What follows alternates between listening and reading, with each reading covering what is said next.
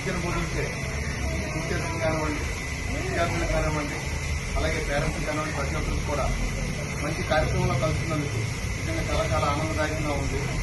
ఎందుకంటే పిల్లలకి మనం బాగుండాలనే, భవిష్యత్తు ఉండాలనే ఉద్దేశంతో, ఎందుకంటే వాళ్ళు రేపటి తరం, మన ఆశ. అటువంటి పిల్లలకి చక్కటి జ్ఞానాన్ని, ఎందుకంటే పేరెంట్స్ గా మనం జన్మనివ్వగలం, కానీ చక్కటి విజ్ఞానాన్ని వాళ్ళ